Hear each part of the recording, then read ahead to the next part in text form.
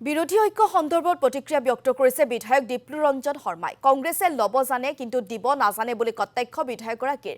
অখিল গগৈ আৰু লুৰিণজ্যোতি গগৈক গৌৰৱ গগৈয়ে পদে পদে অপমান কৰে বুলিও তাৎপৰ্যপূৰ্ণ মন্তব্য দীপ্লু ৰঞ্জন শৰ্মাৰ।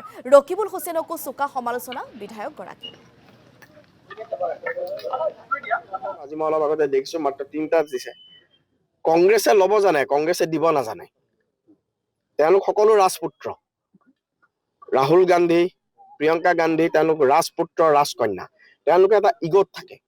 গৌৰৱ গগৈ ডাঙৰীয়া ৰাজপুত্ৰ, তানজিল হুছেইন ডাঙৰীয়া ৰাজপুত্ৰ, ৰকিবুল হুছেইন ডাঙৰীয়া ৰাজপুত্ৰ আছিল।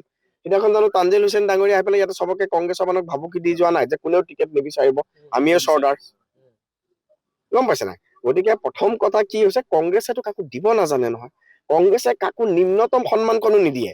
অখিল গগৈ, লুৰিণজ্যোতি গগৈহঁতক পদে পদে অপমান কৰে গৌৰৱ গগৈ। বিহালী উপনিৰ্বাচনত আগদিনাখনলৈকে বিৰোধী ঐক্যৰ কথা কৈ পেলাই ৰাতিপুৱা কংগ্ৰেছে নিজৰ বিজেপিৰ মানুহজন নি পেলাই টিকেট দি দিছে। জয়ন্ত বৰা ডাঙৰীয়াক কংগ্ৰেছৰ টিকেটে লোৱা নাইকিয়া। কংগ্ৰেছৰ কোনেও বোলে গমেই নাপালে, ভূপেন বৰাই গম নাপালে তেতিয়ালৈকে। গম পাইছে নাই? গতিকে এই কংগ্ৰেছৰ যিটো অত্যন্ত অহংকাৰী চৰিত্ৰ, এইটো কংগ্ৰেছৰ DNA আহা। কিহৰ কাৰণে? কংগ্ৰেছ পৰিয়ালবাদী ৰাজনৈতিক দল।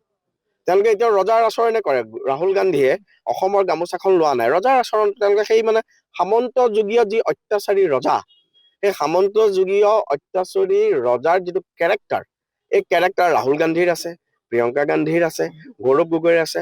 আৰু তেওঁলোকৰ যি ৰাজনৈতিক অহংকাৰ, এই ৰাজনৈতিক অহংকাৰত প্ৰতিটো সময়তে মোৰ বেয়া লাগে অখিল গগৈ, লুৰিণ গগৈ ডাঙৰীয়া।